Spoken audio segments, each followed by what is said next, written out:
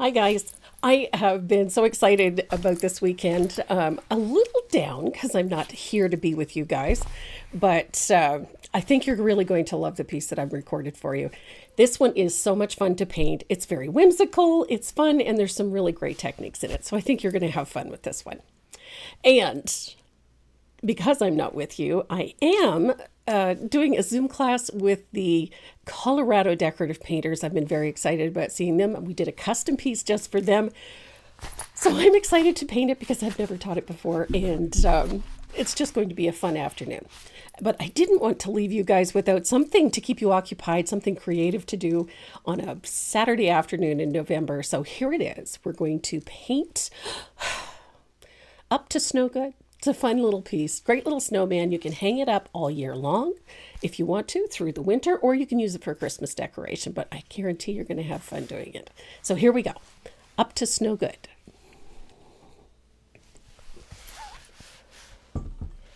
Oh my goodness, look at that. Now what did I do with my snowman?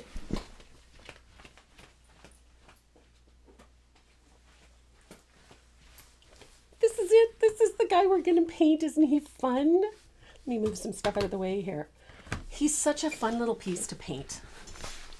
I know under the lights and on camera, it's a lot lighter than it actually is. Comes up very light blues, but in actual fact, it's quite moody and lots of fun.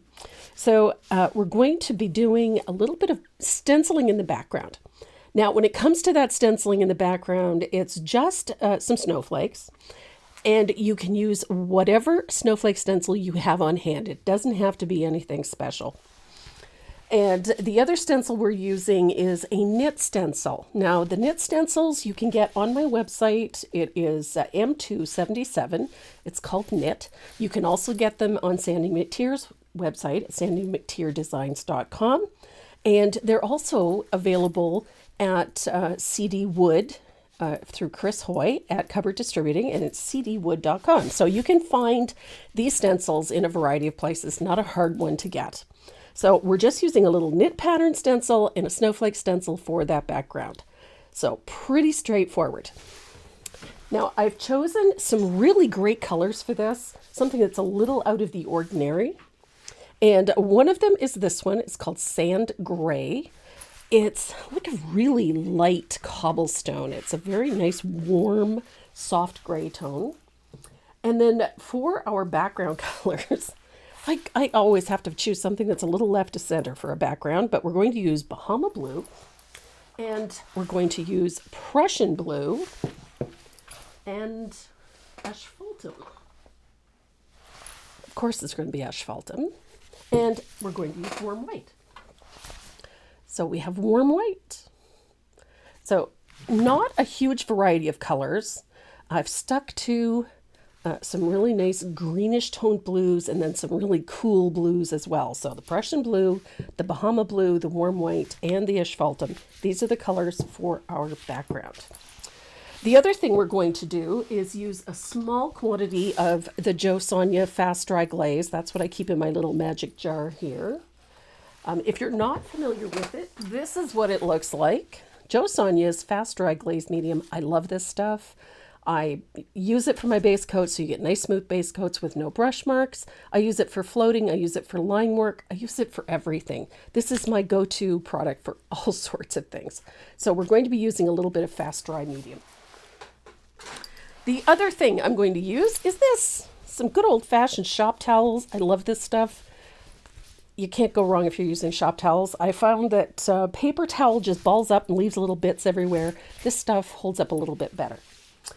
So to get started, we're going to put a little bit of Bahama Blue on our palette and a little bit of Warm White and a little Prussian Blue. Got to have that Prussian Blue. And a little bit of Asphaltum. There we go. Now, to get started, we're going to take a sheet of the shop towel. I cut it in 4 pieces, and I take 2 of them. I'm going to ball one up like so, and I'm going to tuck it inside the other one. and make a little pillow, just like that. This is your high-tech applicator. I'm going to get that wet with just a little bit of water, and then I'm going to dip that into a little bit of that fast dry glaze. Should be wet, but not dripping. And I'm going to start with a little bit of that Bahama Blue. I love Bahama Blue. And we're going to make some, I don't know how to describe this. Let's call it fuzzy worms or fluffy worms. But we're just going to work in a circular fashion and put some fuzzy worms on our surface. They can come out to the ends. They can go diagonally, doesn't matter. A little bit up on the neck. And there we go. We've got our first color on. Pretty straightforward. So a fuzzy worms, little Bahama Blue over that gray. Now I'm going to take that dirty applicator and I'm going to pick up a little bit of Prussian blue. And now when you look at this piece, you can tell where I've put it. I'm going down the top and the right side into those corners. I like having those darker corners. So I'm going to start in a corner. And I'm going to work that color around. See, fuzzy worm? And this is where you get to blend colors a little bit. You can take, a cleaner spot and blend the two colors together. Just like that. Super easy. You don't have to look for, a perfect blend. That part is not essential. But I like working the darker colors into that corner and then let them blend out a little.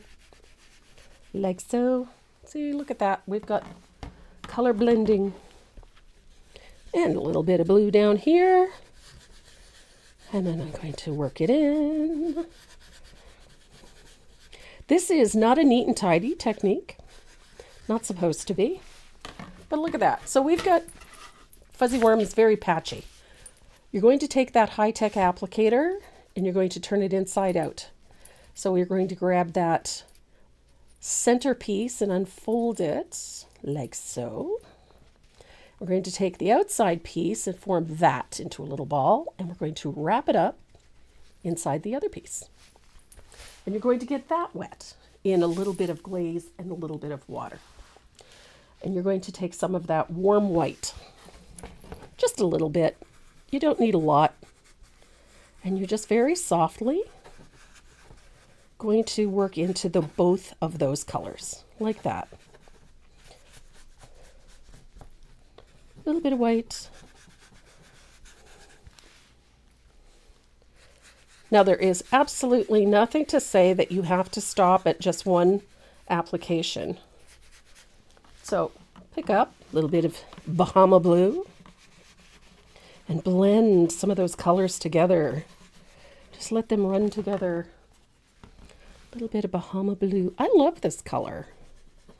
It makes for a nice tone. It's cool but not icy. And a little more white.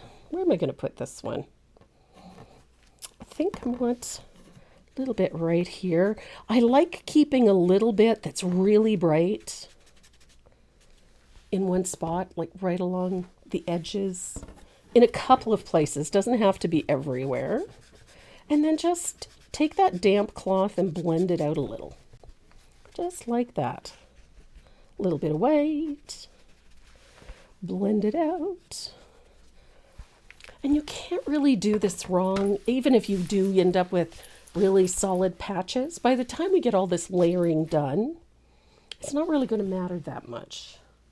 So I want to take a little bit of Prussian blue and just into those corners, I want to make that color a little darker. Just like that. A little darker in those corners. Just because I really like having darker corners. And the reason for that is that it leaves the center a little lighter for all of the things you're going to paint into it. So there we go. Look at that. I'm just using a really light touch to blend those colors together. So I think I'm happy with that. Maybe a little bit up there. Maybe a little darker in this corner. Ooh, I like that. But really dark. There we go. Oh, I like it. So you can continue doing this until you get something you really love. But again, it doesn't, if you get little, you know, smudges and smears and lights, it's okay. We're going to dry this, and we're going to get rid of our little applicator, because we are nowhere near done with this yet. Now the upper right side of this is where we're going to be putting the lettering, and it's also where we're going to be putting most of the snowflakes. You don't have to cover the whole thing, and they don't have to be super close together. But we do need to have that surface dry before we tackle the next layer. I'm going to grab a stencil brush and a snowflake stencil. If I can find where I put my stash. There it is. I love my stencils. I always have a bunch of them handy because you never know where you're going to go with something. And we're going to start, I like starting up on the neck because you can play a little bit up there. And we're going to start with a little bit of warm white. And I think I need to move that camera down. There we go, so you can actually see what I'm doing. So a little bit of warm white. And these snowflakes don't need to be perfect, by the way. We're just going to tuck a few in here and there. I like the smaller ones too, to fill in space. And you can just move stencil around. Ooh, I like that. So just move your stencil around until you've got, you know, pretty decent area filled with snowflakes. They don't have to be perfect, and they don't have to be all that close together either. So I'm going to move this. Let's see, I need a little snowflake. I love these little ones, just to fill in little spaces so that you don't have, you know, just don't cram a whole bunch of really big ones into a surface. It does make for some nice details. So, oh, there's a good one. Nice big one.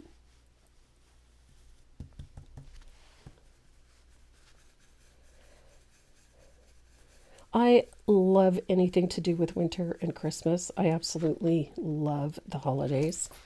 So I have a tendency to create a few things for the holidays in general. And I have a stack of design ideas sitting here that I have to paint for the holidays because, you know, I can. And I love anything festive. I like really elegant Christmas pieces, and I like fun, cute little pieces. So the snowman fits perfectly into that. Now our little snowman guy is going to take up almost half of this lower section, so we don't want to fill in everything. You don't need to. You're going to be covering up most of it anyway. So here we go. And then I want to tuck. Oh, I love this. I love this lacy one. I just think it's very pretty. But as I said, you can use absolutely any snowflake stencil you have on hand. You don't need to go out and buy the, you know, exactly what I have. Of course, I appreciate it if you do, but it isn't necessary. So if you have a really nice snowflake stencil in your stash somewhere, break it out. Look how pretty. You start layering that in. I just love that look. So I'm going to tuck a couple more small ones in down here at the bottom, and then I think we're good. So There we go. Oh, I like that. So we've got snowflakes. So I'm going to dry this really well. And then we're going to do a little bit of work on this background. I'm going to grab my sanding sponge. I've got my little sander here.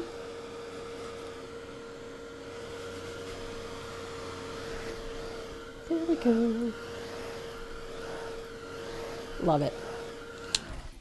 I love this type of background for things like this. So I'm just going to lightly sand the surface. I just want to lightly smooth out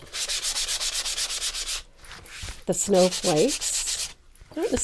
I don't necessarily want to sand right through, but I want to soften the background a little too. After all of that glaze, it might be a little rough. So just give it a light sanding. It doesn't have to be much. So, and then you're going to take either a cloth or a piece of shop towel and just wipe off the dust. And look how pretty that is. A little bit of snowflake. So I've got a nice big angled shader. And we're going to put a float of thinned Prussian blue all the way around the outside of our piece. And this is just going to deepen the outside edge. And it's also, I'm just going to give myself a piece of shop towel here because I like to be able to do this, just to blot my. So I'm going to put a float of Prussian all the way around the outside edge. And it does something really nice to this. It deepens the edge, but it also deepens the colors around the outside. And again, it keeps that center area nice and light so that whatever we put in there is going to have a really nice backdrop. It'll have this instant highlight back there to make it pop forward. So nice little float all the way around the outside edge. And over the top. This has a nice effect of grounding everything. There we go. There we are. And we're going to let that dry. And we're going to put one more float on. And then we're going to trace and transfer our line drawing on. Now, the last color we're going to use in this background is a little bit of asphaltum. And we want to thin this too. We don't want this color full strength because it's a little dark. So we're going to go again right over top of that Prussian, all the way around the outside edge. Just a nice wide float of heavily thinned asphaltum.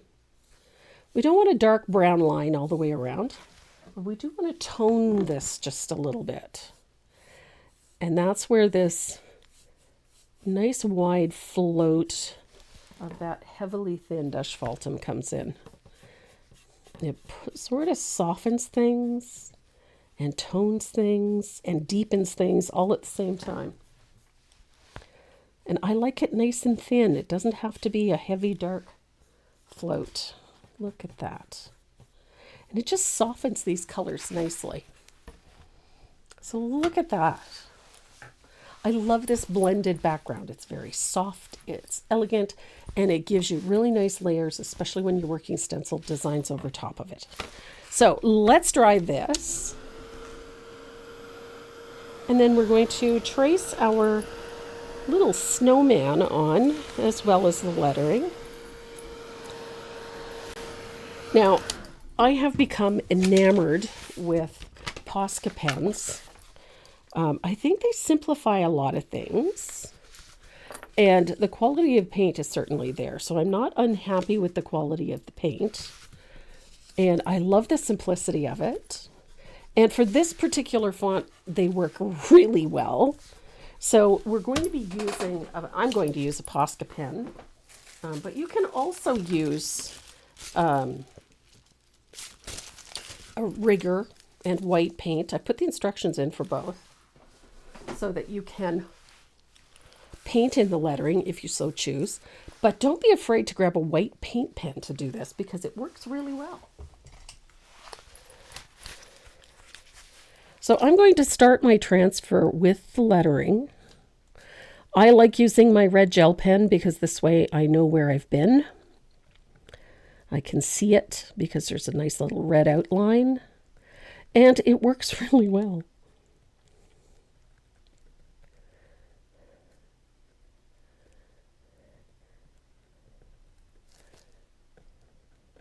Some really fun techniques with those snowflakes too. You could use a little bit of snow text, or you could use the frosting from the from Decor as well, and it works so nice. You can put some really nice textured raised snowflakes onto this.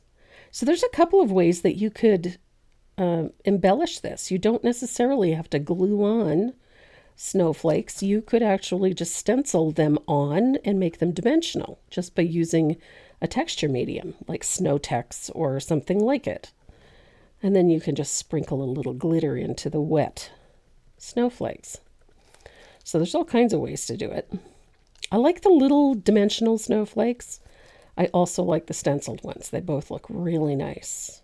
That tiny bit of elevation just makes such a difference to a design piece like this. Not to mention, people are always so impressed when they see it done. You give somebody a gift like this, they're always just blown away by seeing, wow, those snowflakes look real. It's cool. Not to mention, it's fun. I like the wow factor. So easy.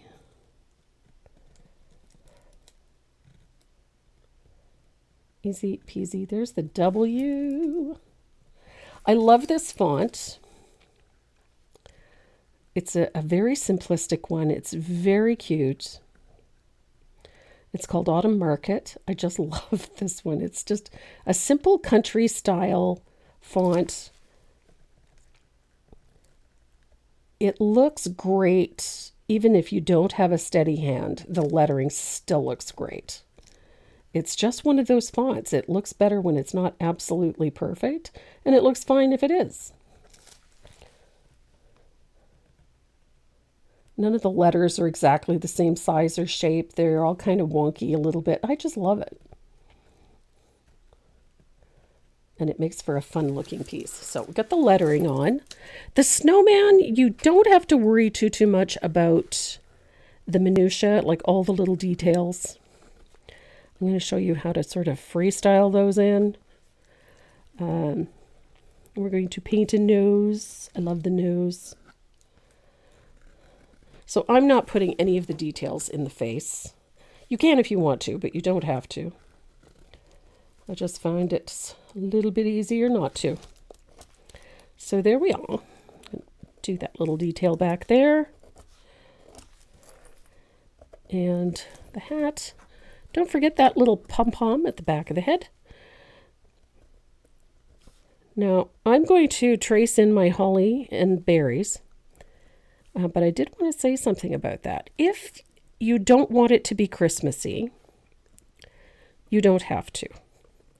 You can add an additional snowflake over here if you want to put a decorative element on your snowman. You can certainly do that with a snowflake.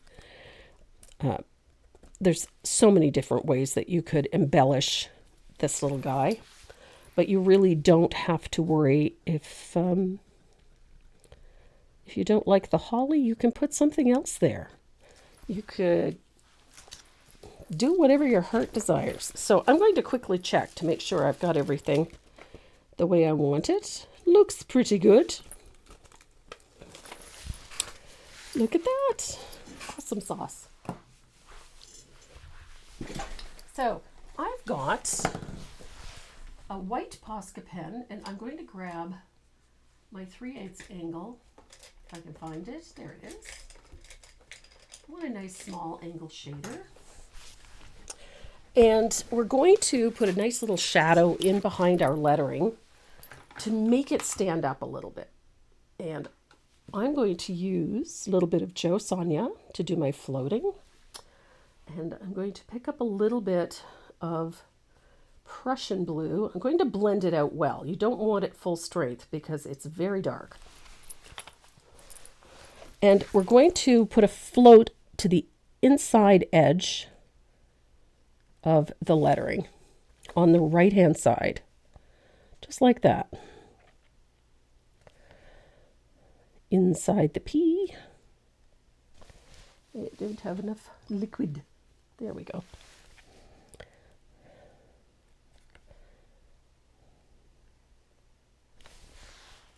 Goodness gracious. There we are.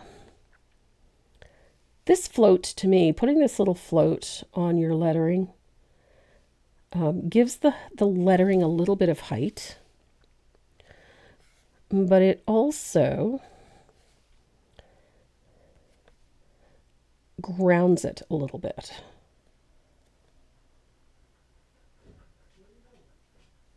There we go. So pretty. I love Prussian blue. It just does such a lovely job of shading, especially on this dark blended background. The Prussian blue, because it's so transparent, it lets a whole bunch of things happen really nicely. It's very transparent. It gives you the depth, but it doesn't overpower everything. And that's half the fun. There we go. Look at that. So I like doing this part of this right away. First of all, it makes the lettering so much easier.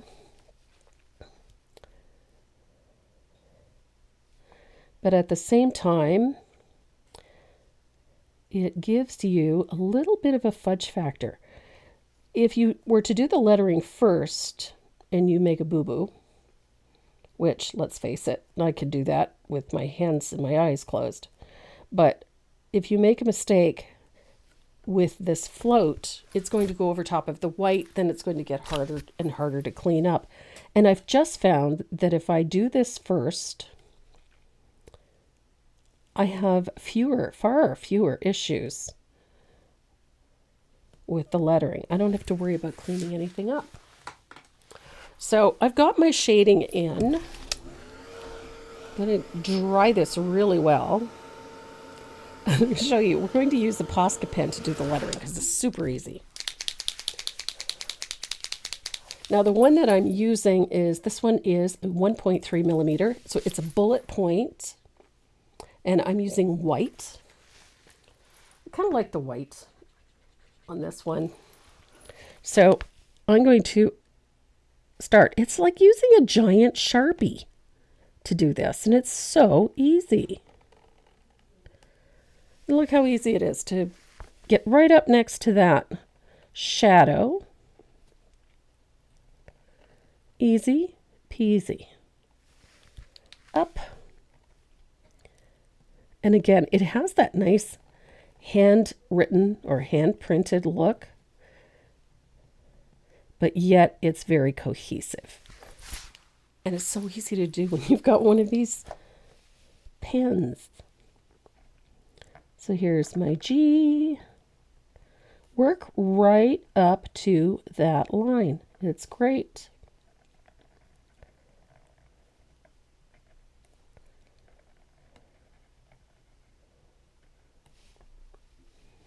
So simple. And it works so well. So there, look at that. So easy. And it looks great.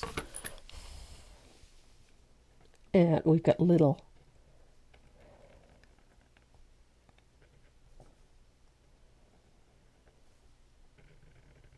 how easy is this? So simple.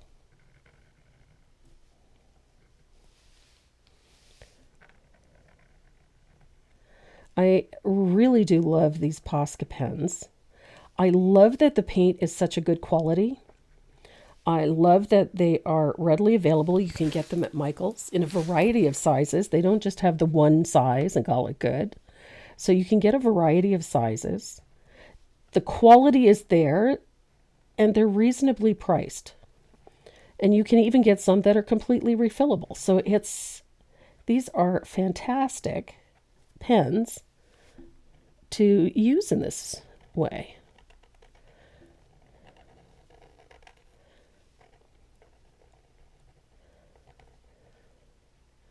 And the company that makes Posca pens is the same company that makes my Uniball Signos. My black gel pens and my red gel pens, they make them. So the quality is definitely there. So there we are, up to Snow Good. It's so fun. And Posca white in the 1.3 millimeter, and it's the bullet point. Love these. I have a whole set of these, I think 24 colors. And they come in very handy. They are particularly handy for painting the edges on pins and small surfaces, ornaments and whatnot, for doing lettering on the backs of ornaments. And because you can get these in so many different sizes, they're just so convenient. And the paint quality is excellent. They are a water-based acrylic. They dry quickly, great quality, nice opacity. You can't go wrong. I absolutely love these. You even find them on Amazon. Okay, so I'm going to dry that really well, and then we're going to grab that larger angled shader that I had. We're going to put a nice light float around our little fella's face with another float of Prussian blue, but we're going to thin it out dramatically. I do not want this too dark. And we're just going to put a nice float all along like so. Just a little, it's just enough to give you a dividing line so that you can see where your face is. So there we are. Now I'm going to start painting.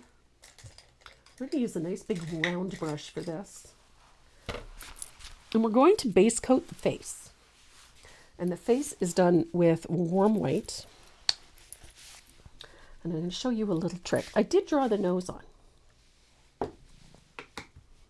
That's all I put on. It was just the nose. I'm going to take my white paint. I'm going to thin it with a little bit of Joe Sonia, just so that it moves nicely. It also keeps your paint wet a little bit longer. So I'm going to paint the face like so. Nice big strokes, just like that. Get it as even as you can. It doesn't have to be perfect. Just like that. I like to paint my surface or the area in the shape that the area forms. So no straight lines, no hash marks, no nothing. I'm following the curve of, well, let's call it the snowball. And then I'm going to go around the nose.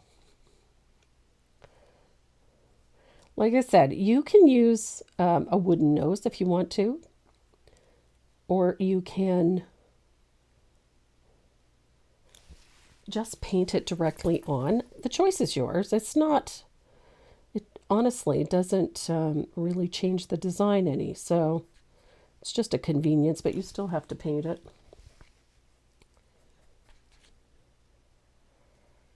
There we go. So as you can see, I have painted this, and all of the brush marks follow the shape of the face. So I'm trying to make it round, so the brush marks are going to be round, like so. So I'm going to dry that, and then I'm going to put on another coat. And I'm going to apply it the same way.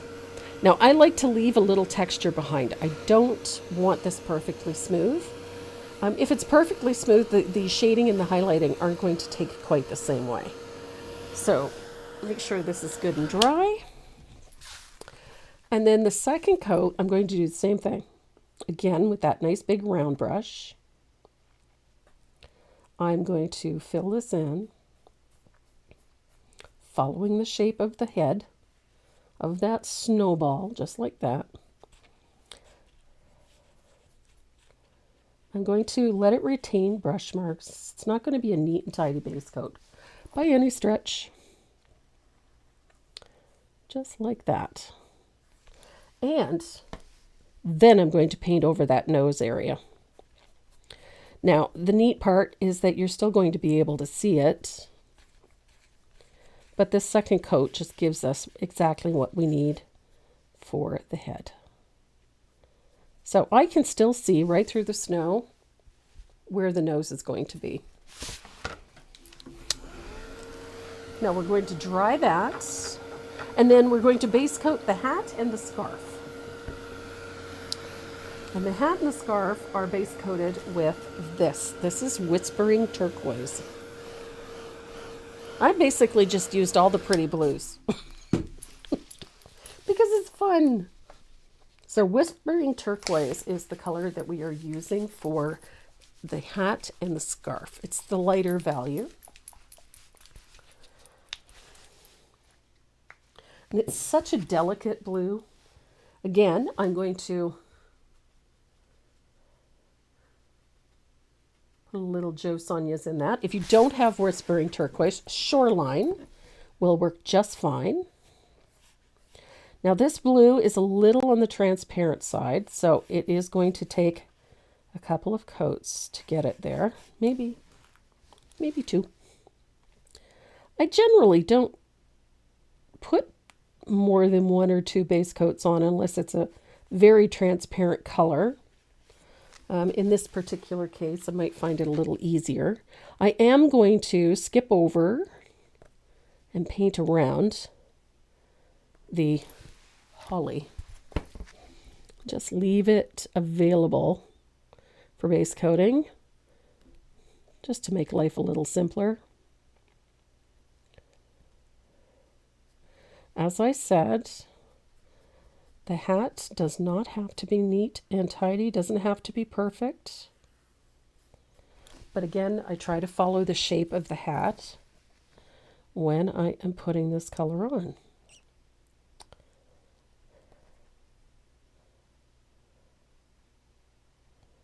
There we go. And this is the scarf. I'm going to, there we go.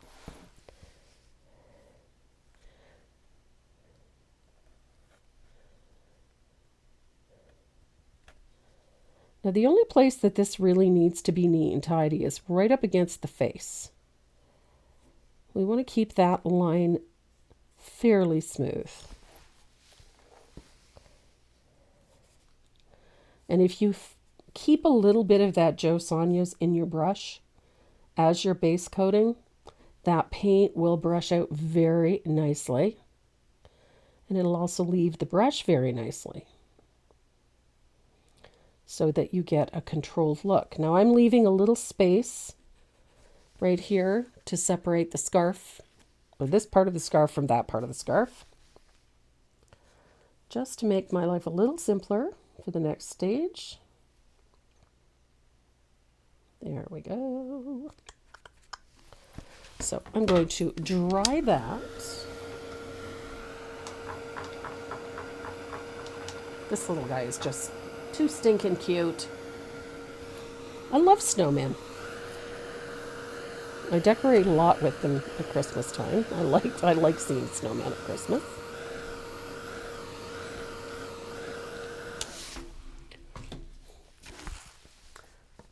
And then I'm going to come back to my warm white, and I'm going to put a very sloppy base coat of warm white on the pom-pom at the top of his hat. When I say sloppy, I kind of want to leave behind some texture. So, you know, just pity-pat the color in so that it looks kind of like that. Nothing too over the top. I need to just swipe a little more warm white on this because it's just, I may have thinned it out a bit too much. It doesn't really need to be fully opaque, but I kind of want it to look a bit more solid than what I got. So I'm going to quickly put another coat on. It was a little too thin. There we go. Much better. Ta-da! I love this color. This color combination is really pretty. So here's what we're going to create. On the hat and on the scarf, we're going to use the knit stencil and desert turquoise to create that texture of the knit that's on there. And we're going to have to change directions with it a little bit for each of them, just to give it a little more realism. It's not perfect, but it will do. There we go. Just make sure my paint's dry. So on the hat, I want to bring the knit in this direction. So just line it up from corner to corner so that the bars run corner to corner. That's all you really need to do. Then we're going to take a clean stencil brush and we're going to pick up a little bit of desert turquoise. I just wanted something that was a little bit darker than the blue that I used for the base color, just a little. 1, maybe 2 values. You don't need to have a ton of this color. Little desert turquoise. That's not desert turquoise. I grabbed the wrong one. This is desert turquoise. So, desert turquoise. What color did I grab? Oh, wrong one. So, a little bit of desert turquoise on your stencil brush. It should be almost dry. Blot it on a little paper towel. And then you're going to go in a circular fashion across the hat. Doesn't have to be perfect. We just want to get that pattern on there, and then make sure that you stop at the edge of the hat. It's one of the benefits of having those clear stencils, as you can see where things end.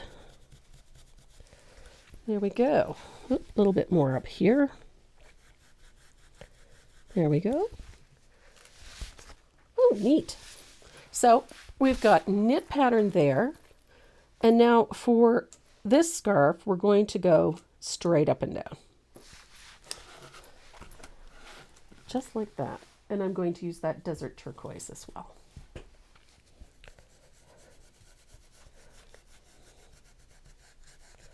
I love this color. Desert turquoise is just so rich. And it looks so good over top of that whispering turquoise, which is that pale, pale blue. Of course, if you don't have the whispering turquoise, you can use any lighter blue. And then just find a color that is slightly darker than the color you used in the base to do the knit pattern. There we go. Look at that. I want it a little darker here. There we go. Just under the chin. I wanted it a little darker, but we're going to fix that too. There we go. Ooh, it's a little darker than I wanted. That's okay. So we have a nice knit pattern. It's very soft. I'm going to grab my round and clean up right here. Just scrub that little stenciled bit to take it off. And now we're going to take a little bit of warm white and paint right up to the scarf right here. I leave that for last so that I can get a nice clean line right underneath the scarf. And the same here.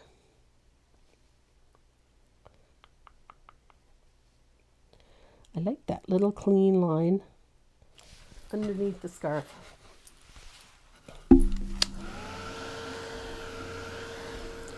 So I'm going to dry that, and then I'm quickly going to give it another coat. We want to keep about the same opacity as the rest of the snowman. This little guy works up very quickly. And he works really well. So if you're doing, craft sales or bazaars, things like that. This one, actually, for such a large piece, you can do quite a few in steps very quickly. So it would work up well for a bazaar. So there we go.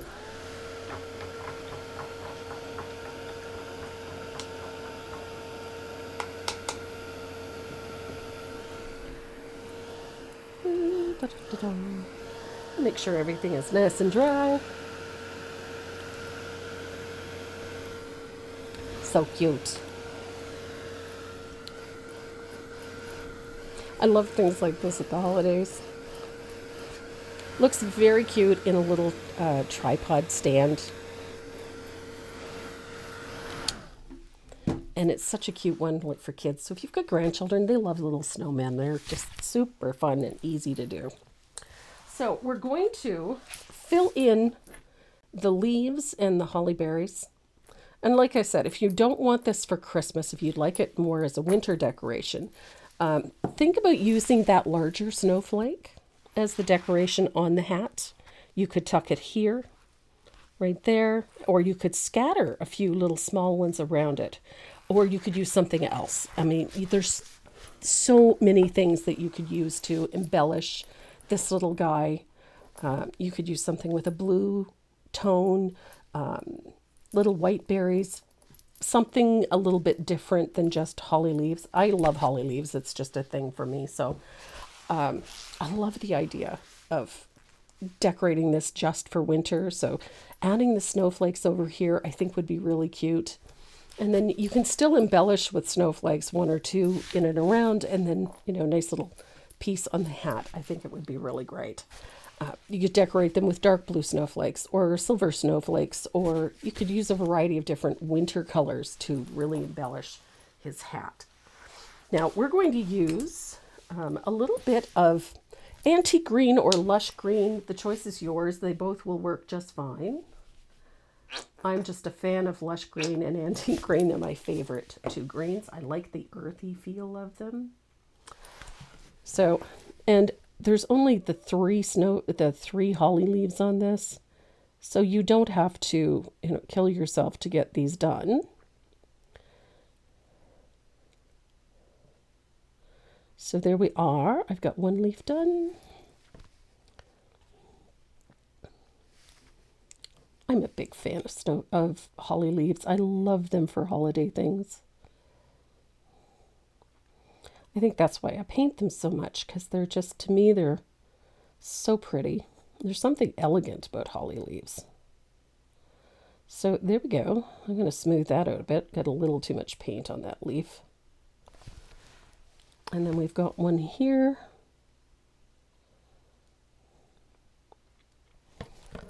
Pretty, pretty. So I'll dry that, and we're going to put 3 little berries there. Again, if you have something that you want to embellish them with, whether it's holly leaves or if you have a little cluster of silver berries or something like that, feel free. You can decorate this any way you like.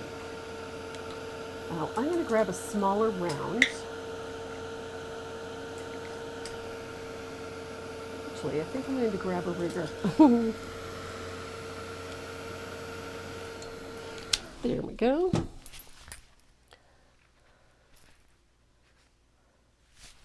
my stars. There we go. So I've got a number 2 rigger, and I'm going to take a little bit of warm white to base in these berries. I just find that painting red over top of darker colors has a tendency to make them very lifeless. They take on too much of those colors, and so they just aren't very fun. Oops. Okay, so I guess we're going to have 4 berries. So I made a mess in the corner there, so I'm going to fix that up. We're going to have 4 berries instead of 3. All good.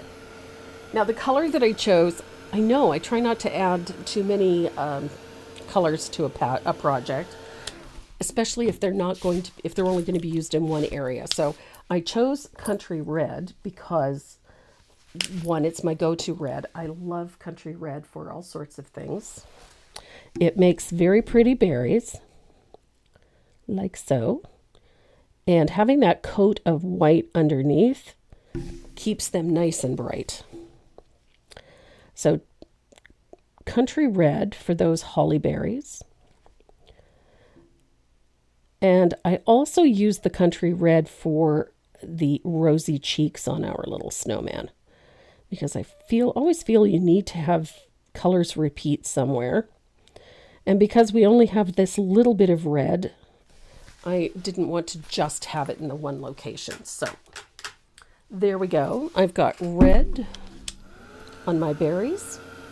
Again, they don't have to be fully opaque because we're going to be doing a little bit with them.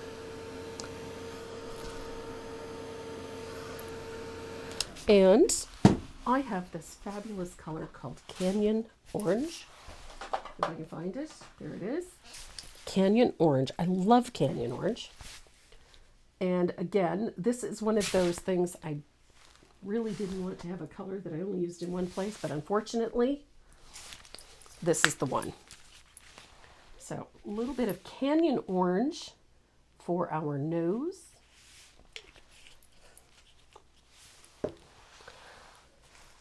So I'm going to, where did my round go? There it is. So I'm going to grab a little bit of Canyon Orange, and we're going to base coat that nose with Canyon Orange. I love this orange. It's a great orange for noses. And the fun part about putting a carrot nose on a snowman is that they can be short and stubby. They can be really long and pointed. They're entirely up to you. So if you want to bring that nose out and have it out here, go for it. Doesn't have to be short and stubby. It can go all the way out. And it doesn't have to be perfect either, because it's a nose. And it's a snowman. No 2 carrots look exactly alike. So I'm just going to add a little texture to my nose by adding some curved strokes in there. Ta-da! We have a nose. So if you like a nice short and stubby little nose, by all means put a short and stubby nose in. If you like a really nice honkin' big one, put a big honkin' one in. It's entirely up to you. Now this little guy has a bridge right above the nose that I really like.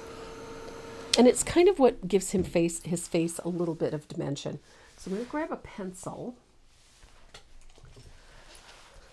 And you can do one of 2 things. You could put your line drawing back on and trace the nose on, and that's all good. But you just have to make a line above the nose by 1/8 of an inch or 1/2 an inch. I think I've put it a little high, so I'll bring it down a little. Yep, that's better. Like that. And I'm going to grab a stencil with holes. We need polka dots. And I'm going to bring this line over here just a little further. And I'm going to choose nice big eyes for my snowman. So I'm going with this. It's about 1/2 an inch, 3/8 of an inch, thereabouts. I don't want to have just a round circle, so I'm going to slide it down slightly so that it gets cut off by that bridge. And I'm going to use my pencil to draw that line in. Draw in the circle. Just like that. I'm going to move it over about 1 inch. And I'm going to line it up same way I lined up the other one. And I'm going to draw it in. So now we have eyeballs. See that? just above that little bridge, that curved line, just about 1/4 of an inch above the nose. Put in this long curved line, and then center that nose on 2 circles. See how they look like they're tucked in behind? So the next color we're going to use is a little bit of lamp black. And we're going to base coat those eyeballs with lamp black.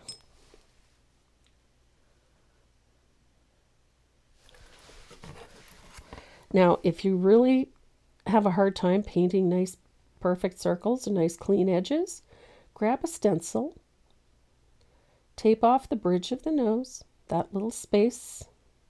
Just run a little piece of tape across there so that you don't get black paint on everything, and then just stencil it with the circle maker. Or you can wing it. Either one. It's a snowman. He's going to be pretty freaking cute regardless.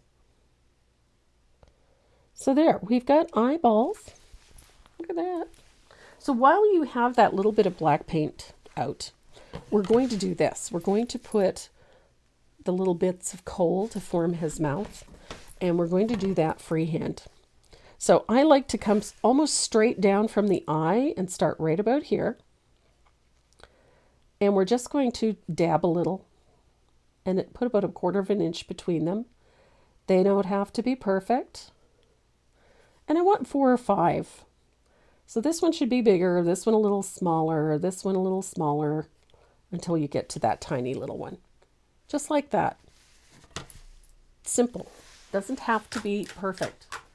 If you want to, you could take a stencil with graduated circles and do it. You could draw a straight line if you want to. There's 100 ways to do a mouth, but I really like the sort of irregular coal. Now, our little guy's really taking shape. And you're going to be surprised at how quickly this all pulls together, because we're going to be doing quite a bit of it. So I'm going to make sure that this is good and dry. And then I'm going to erase some of those pencil marks. I'm going to find my eraser. I'm using my Factus Black. I like these because they don't smear paint or lead everywhere, and they clean things up very nicely. Look at that. Ta-da! Oops. Paint wasn't completely dry. So I can just barely make out where my bridge was. And we're going to put a float of Bahama Blue back there.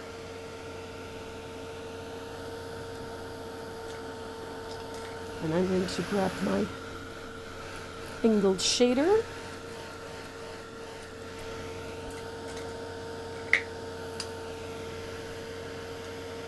There we are.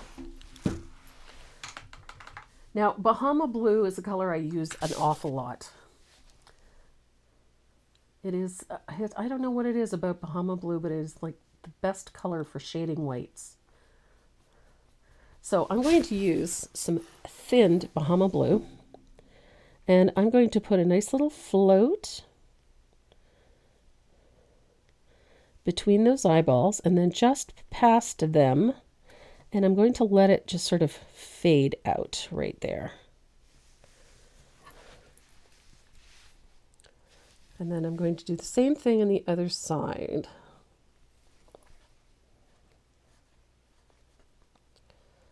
Now, up against the eye, I'm going to put a shadow on the left side of the eye on the background, like so.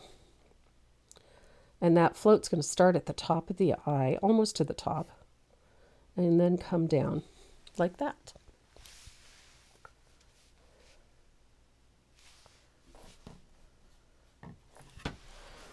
And you're going to shade under the hat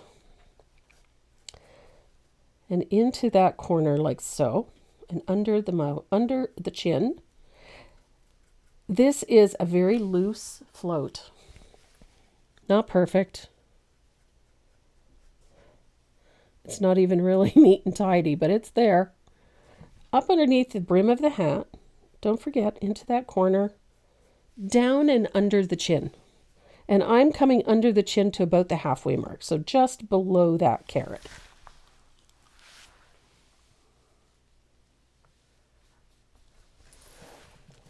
And then I'm doing the same thing right here.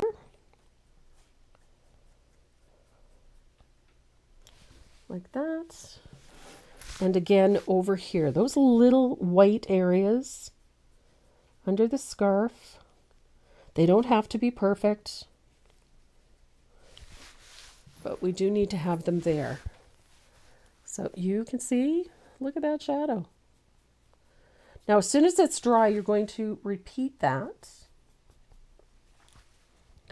because we want that shadow in this corner quite dark. And I did not let it dry long enough. So I messed it up.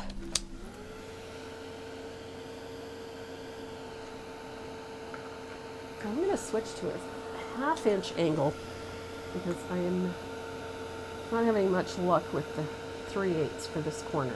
There we go. So there, that's much better. And I'm just going to walk a little of that color out, just like that, to about that halfway mark. Look at that.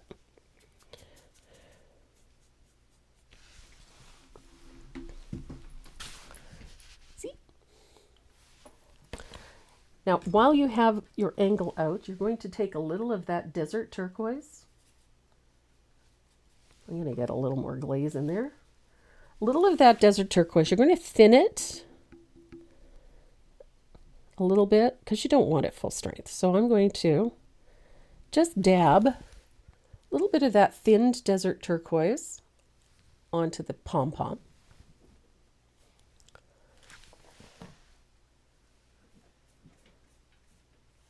And then we're going to float a nice little shadow right here up against that holly and under the holly, like that. So wherever that holly is, around the holly with that desert turquoise, because we want a nice little dark shadow right in here, like that. And we're going to do the same thing right here. So on that left side of the scarf,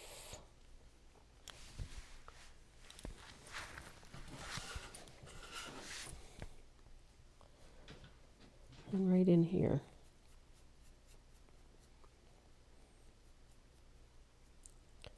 And we're going to let that dry. Going to dry it really well. Now this is where your glaze medium comes in handy because you get really nice floats with that glaze medium. And we're going to need a nice float right here across the top of the hat, underneath the pom-pom. Nice gradual float. It's going to be nice and dark at the top edge and then gradually fade out as it comes down. And you're going to do the same thing across the bottom, right above the eyes.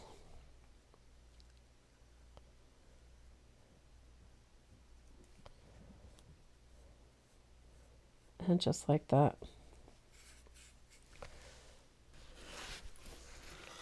So it gives our knit cap a nice look. So rinse it out, then we're going to repeat that on this scarf down here. So a little bit desert turquoise.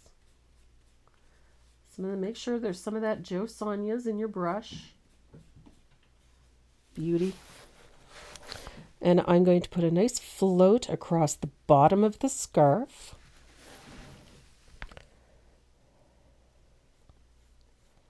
Just like so. And up this side.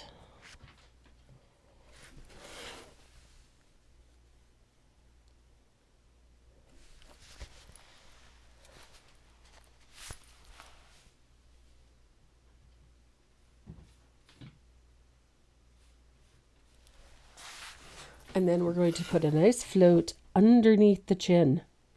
Now you're going to want this float to get nice and tight against the chin. Just like that. And when you're floating, make sure you've got the whole chisel edge of the brush on the surface. It's going to give you a much nicer float. We all have that tendency to want to tip the brush up onto the point. It does not work in this case. You need to have that whole chisel edge right on the surface, all the way across. Look at that.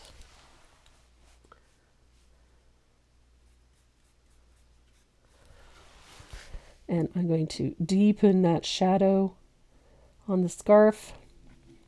And there's a couple of little floats that need to go in there too to form sort of that fold in the fabric. And deepen it in and around the holly here. This is where you can pop that up onto the tip a little to get into those little spots where we need that depth. And then you can do it again to the pom-pom. Little bits of that color on there.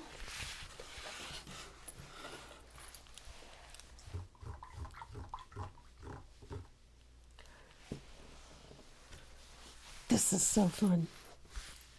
So we're going to take a float of asphaltum.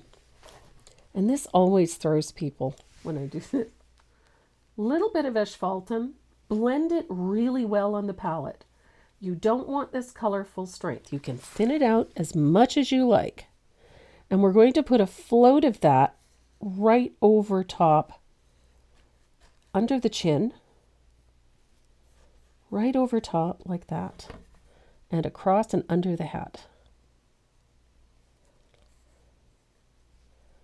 Just like so. And that same medium you're going to float over that Bahama blue behind the eyes.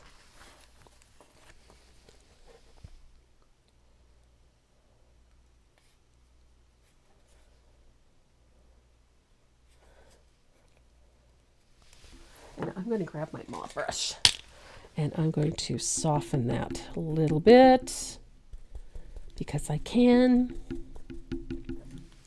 And I'm going to do the same thing to that Bahama blue here and here, in those little areas down there, just to deepen it. Wherever there's Bahama blue, you're going to put a little float of asphaltum.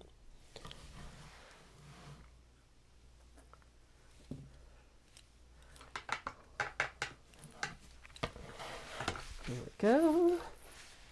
Now I've got a fun little technique. I'm going to use, this is a 1/4 inch stencil brush. I'm going to dry this real quick. And I'm going to pick up a tiny amount of country red on my stencil brush. Teeny tiny.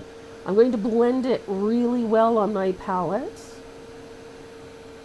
so that it's nearly completely dry. I'm going to pounce my stencil brush on my shop towels.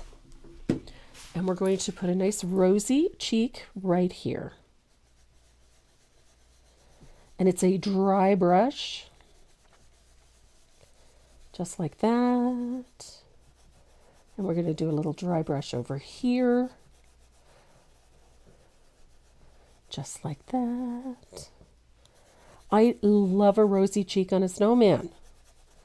I know we don't usually get rosy cheeks on snowmen, but you know. It's my party.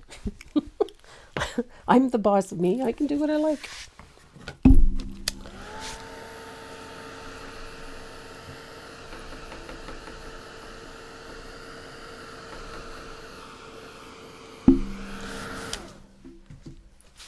So he's coming together quite nicely. So our eyeballs and our carrot need some work. So I'm going to take my angled shader and a little bit of asphaltum, and I'm going to put a nice little shadow across the bottom of my carrot. Right across the bottom, like so. All the way out to the tip. just like that. And I'm going to chisel blend that a little bit. And then I'm going to take a little bit of warm white. And I'm going to put a little float across the top of the nose. Just a little highlight, like so. Doesn't have to be much. And it doesn't have to be neat and tidy. It's just to make them look a little frosty. Just like that.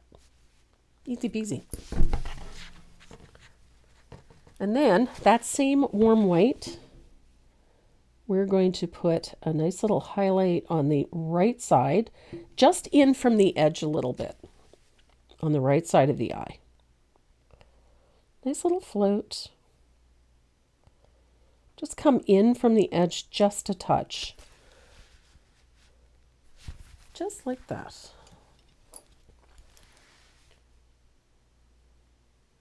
Then your rigger is going to be a little dot of white on the upper right side of that highlight, and then just below it and on the highlight you're going to put a tinier dot.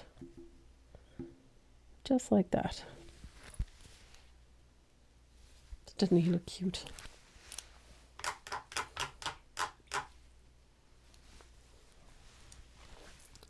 So his face is really looking cute.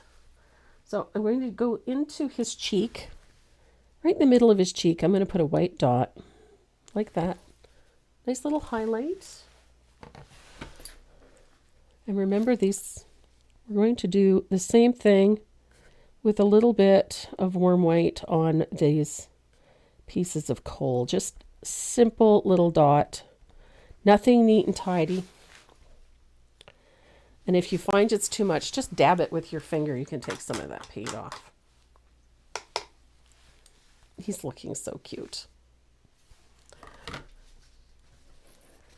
So we've got his face in. One of the things that I like doing after the fact, we've got all of these shadows in place. We've got these dry brushes in place. I like taking a float of warm white, and right across the top here, we're going to put a little float of warm white and bring it right to that line so that we have a bright highlight right at the bridge of the nose. And look at how it defines that eye line. It doesn't bury anything, but it defines that eye line. And then you can do the same thing to the outside edge of the face. You can just bring a little float of warm white in. All it does is just soften some of those boundaries. And it brings out a nice bright white right on the edge. So even if you get a little heavy-handed with some of the shading, that little highlight makes a world of difference. It softens everything really nicely. So we have all of this shading in here but we need to soften this and make it look like it's soft and fluffy. And there's a really easy way to do that. I'm going to show you how. So I'm going to take one of my favorite things, 1/2 inch or a 1/4 inch stencil brush. And we're going to load it up with warm white. And I'm going to blend it really well on the palette. And I'm going to blot it really well on paper towel. And then I'm going to do almost a dry brush. Just test it somewhere so you know that you're not getting a ton of white. Ah, perfect. I'm going to very lightly put a highlight of warm white in that open area of the hat. It's going to soften that knit pattern very lightly. The brush is nearly dry. This just makes that knit area look very soft and fluffy. And I'm going to do the same thing to the scarf. Again, make sure you blot. There's that nice little highlight. Bring it in. It's not a really over-the-top highlight, but it softens everything. We're going to do the same thing on the scarf back here. Make sure you get that in there. I love this highlight. And make sure you go over the shading with it a little bit. It softens everything. Gives everything this nice, soft, fluffy feel. Look at that. Look at that. So cool.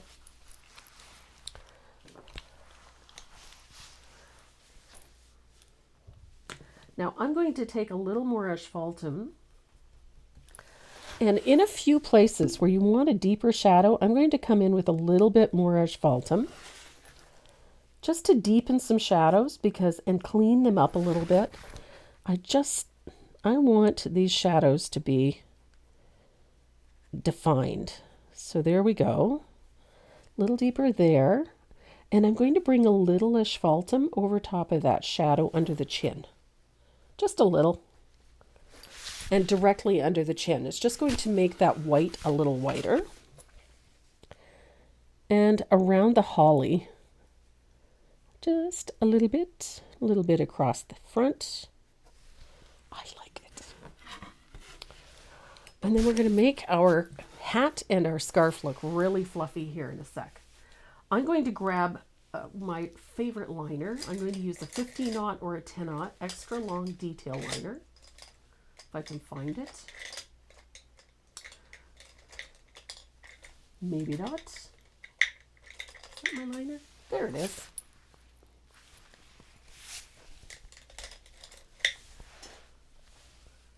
Drives me bananas when I can't find the brush. Where is it?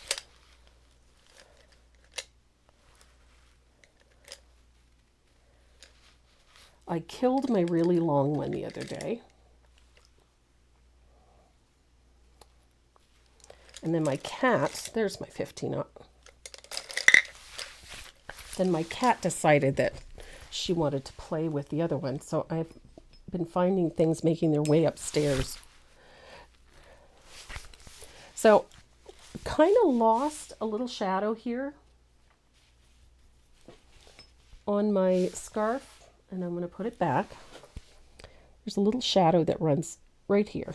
It's just a little fold in the fabric. It's just a little float right there. And there's another one right here on the back side. There we are. Just wanted to put that back in because it's important in this piece.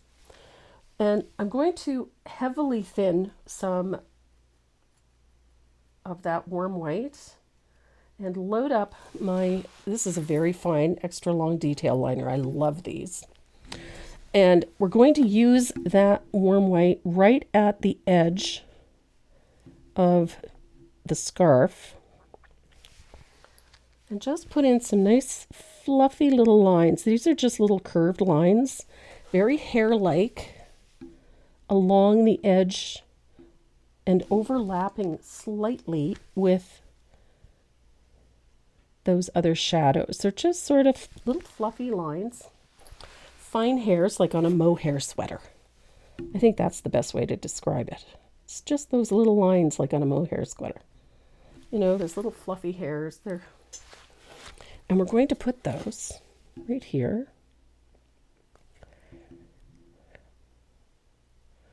The edge of the hat.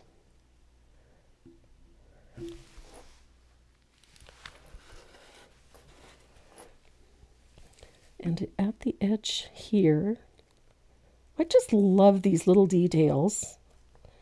It just makes everything look soft and less rigid. Love those little details. Put a few here as well. And all it does is just keeps everything looking soft and fluffy.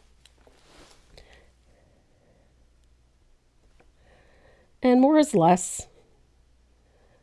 You know, if you really want it to look fluffy, don't be afraid to put a few more in. I just think it's fun. And some, of course, have to go on the scarf as well. because, you know, muy importante.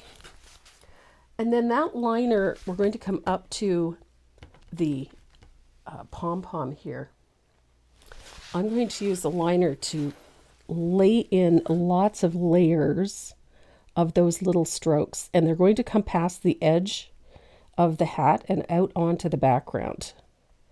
And we're going to layer lots and lots and lots of them in a bunch of different directions. So don't worry that you're not going to do it right, because we're just going to go so that they all point out. It doesn't matter where they stop or start, to be honest. But you want to have lots of them and let them overlap. Go in different directions. Some can go this way. Some can go that way. They're just wonderful little strokes, fur and fuzz, overlapping all of that mottled blue and white. They can be ultra fine, they can be a little heavier. They don't have to be perfect. And it just makes that little hat look so much fluffier. Just like that. But you have to have a few of them come out over the edge of that pom-pom. It just makes such a difference. And then they look really fluffy and light. And as I said, they can go in all kinds of different directions. They don't have to be perfect.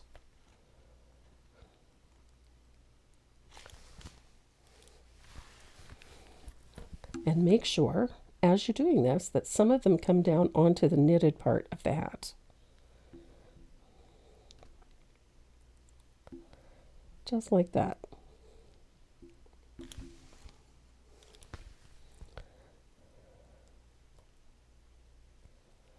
So easy. Lots and lots and lots and lots of layers. And don't forget to put those in too, along there. I just love those little fluffy bits. They just make everything look so soft. So we've got our hat done. Look at that. So fun. Now I'm going to tackle this. This is those holly leaves and berries. And then the only thing we'll have left to do is the snowflakes. And it's just such a cute piece. So holly leaves, we're going to shade the leaves with a little bit of plantation pine or black green. If you don't have plantation pine, you can use black green. And it's super simple. We're just going to shade underneath like so.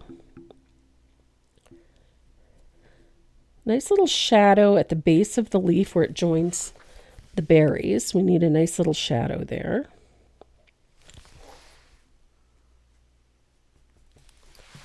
And don't forget, we've got this one over here that is very incomplete, but it still needs to be shaded. I'm going to dry this.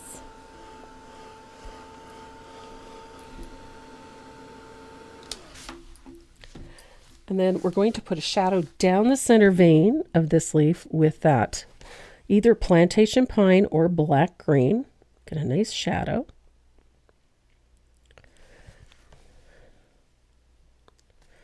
We're going to do the same thing to this one here.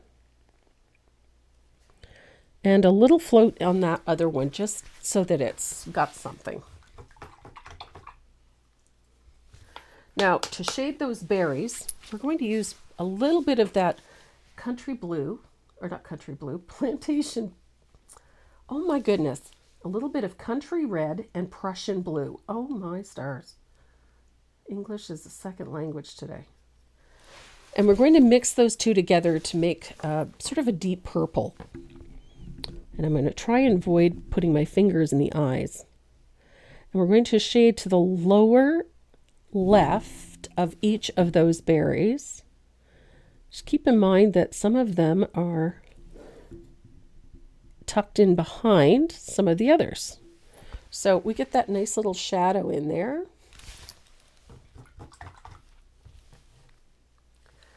And then we're going to use a little bit of warm white.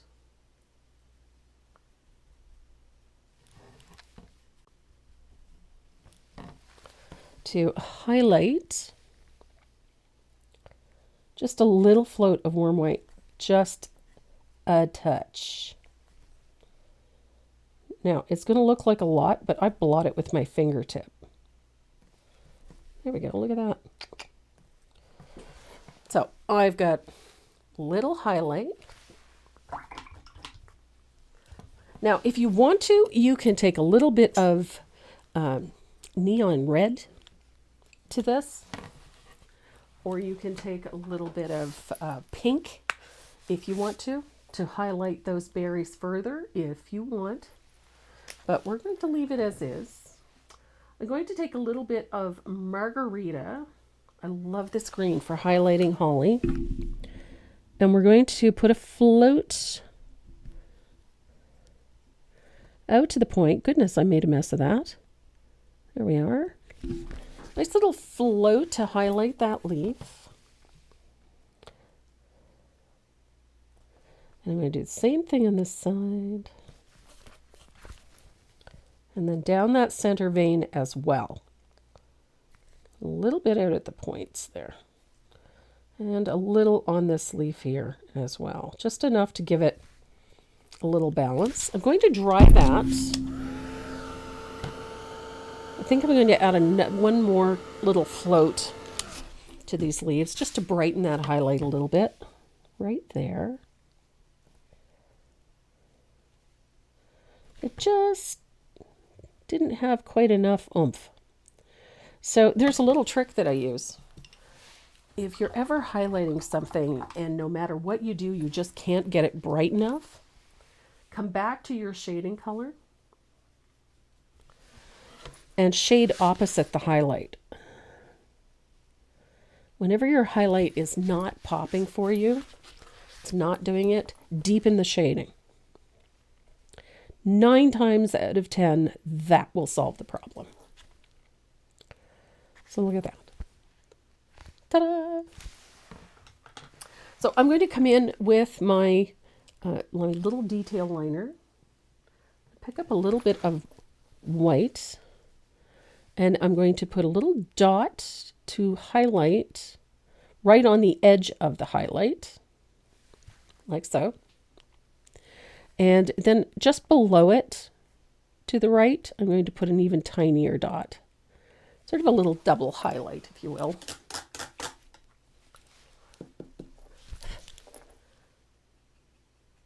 I'm going to detail the leaves a little bit with a small amount of warm white mixed with a little margarita. You don't want to make this necessarily a lighter green, but just slightly more opaque. And I like to detail the edges of my leaves with a little stroke of that lighter green. It just helps define the leaves a little bit. And if you have trouble getting them to separate from the other, it just gives them a nice little punch. And you can give a little flick at the end of the leaf. And it also helps. And a little light impact point. I always love this little detail. And then last but not least, you're going to take that same green, and this is what I use to stroke in those little tendrils whenever I'm doing something like that. And I just love how that looks, that little tendril that you see there. It's just pretty. So I'm going to dry all of this. I see one little thing that I have to take care of. I'm going to grab a little bit of asphaltum. I'm going to thin it out. We need to put a little shadow under our coal here. So I'm going to use a little float of asphaltum just to the left side, just a weak float. And then I'm going to soften it. There we go. So we got a nice little shadow for those little coal things there. Ta-da. A little more depth. I'm going to bring a little asphaltum in back here just to deepen this shadow a little bit. It just needs a little deepening. A little float of asphaltum will do wonders. There we go. Asphaltum is a great color for toning and deepening. Look at that. So you can adjust shadows with a little bit of asphaltum as required. If shadows aren't being dark enough for you, you can bring in just a little float of asphaltum and it will help deepen shadows very nicely. And because you're kind of working with a textured character anyhow, it just helps make him look a little more textured. So we've got a fluffy pom-pom up there. We've got this fuzzy looking hat. We need a little bit of snow. So I'm going to grab my fugly brush and a little bit of glaze or water. I'm going to thin out a little bit of white paint and we're going to spatter the whole surface quite generously because it's snowing. And when it snows, there's lots of it, especially if you live here. So there we go. Nice generous spatter of warm white. And then we have to get some snowflakes. I'm going to set this little guy aside to dry, and I'm going to grab a handful of snowflakes. I love snowflakes. It's a great way to embellish things.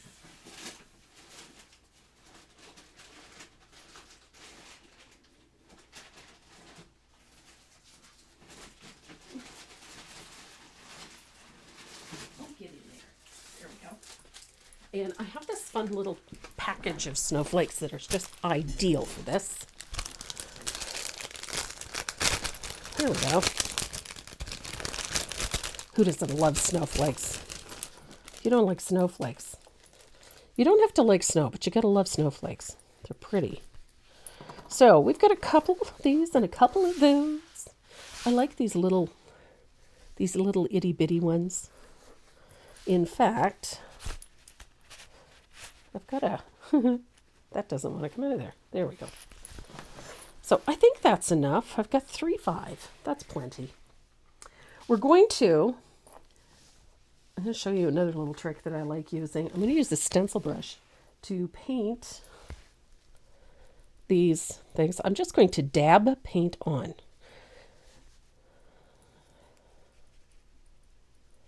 Here we are.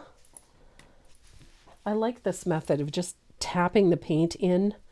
I found that if you try to brush paint on, it ends up in all of the little openings and it clogs things up, and sometimes it just doesn't work as well as you'd hoped. But I've always found that if you tap it on, you get a pretty good result.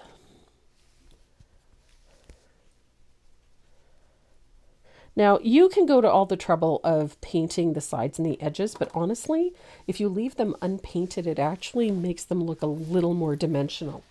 They tend not to blend into the background quite so easily. And with these laser cut pieces, there is a clean side and a dirty side. I don't know if you've noticed, but some of the dirty side usually has these little burn marks on them, and I just painted the wrong side of this thing. The side without the burn marks is the side you want to put the paint on. And I found that out by accident. Those burn marks on the back have a tendency to bleed through your paint. You can remove them simply by sanding the surface. It really doesn't take much. I just pass a little stencil, a little sanding sponge over your embellishments, and that will take care of it. There we go. So I've got a whole bunch of white snowflakes. Easy peasy. I'm going to put these on top of a piece of paper. because I'm going to use my line drawing because I'm going to be using a little bit of Galaxy varnish. I love Galaxy varnish. So there we go, white paint. And I'm going to grab just an inexpensive little brush. I find, I've got like a dollar store brush here somewhere. I just find some of these varnishes, especially with glitter in it, can really do a number on your brushes. So I'm going to use a little bit of Duraclear Galaxy varnish. I've been through a whole bottle this year. I love this stuff. And I'm also going to use a little bit of Glamour Dust. I love Glamour Dust. This stuff is just, it's so sparkly and it's so pretty. And it works really, really well for this. So I've got this is a little dollar store brush that I keep handy. I'm going to just dab a little of this Galaxy varnish on. Now, if you don't like a ton of glitter, just put a coat of this on and it's going to have enough in it. I love this because it's different sizes of glitter in it. And it works so well. And I'm just going to dab that on. And I'm going to dab it onto all of them, including these little ones. These things are a bugger. But you double-sided tape and a little more patience than I've got, and they're fine. There we go. So I'm going to dry these after I sprinkle them with Glamour Dust. I love Glamour Dust. And these are so, so pretty. There we are.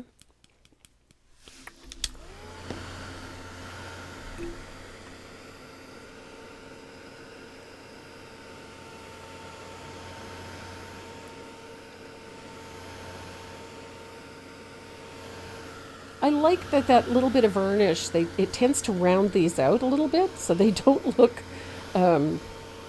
entirely flat. But if you have some Snow Tex with glitter in it, or just some Snow Tex, you can dab Snow Tex onto these and then sprinkle a little Glamour Dust into them. And they're so pretty.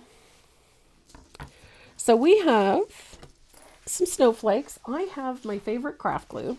I love this stuff. This is great. This is Designer Dries Clear Adhesive from Art Glitter. I love this stuff. It does dry very quickly. Now you can pick and choose where you want to put these snowflakes. I generally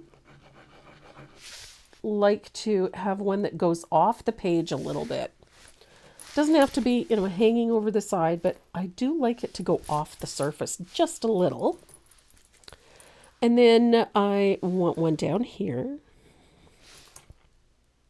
Again, it can come off the surface just a little. And then I think we need one on up near the hat here. So I'm going to put one there. And then we've got the little ones. I love little ones. I just think they're so fun. So a little one there. And then I think a little one over here by the lettering. And there we go. Now, as I said, you can embellish these any way you want to. You can add snowflakes. You can leave out the holly and add a snowflake. You can decorate them, the entire thing, with glitter. If you want to finish this up really quickly, just before you glue on your snowflakes, take it into the garage, give it 1 or 2 light coats of DecoArt matte spray, or your favorite matte varnish, and then you can glue on your snowflakes. That will work perfectly. And you've got a really cute little holiday project all set for your little tripod stands. I love these. I just think they're fun. They're simple to do. And the results are so cute every single time. So grab yourself your brushes, put your paint on your table, and get yourself up to snow good. Have some fun with this one. Guys, thanks so much for watching. I really appreciate you. If you have any questions, you know where to find me. You can log on to my website at tracymoreau.net. Click on the little speech bubble in the lower right-hand corner of the screen and send me your question. I'm happy to answer. Everybody have a safe and happy weekend. Love you. Stay safe. See you again soon.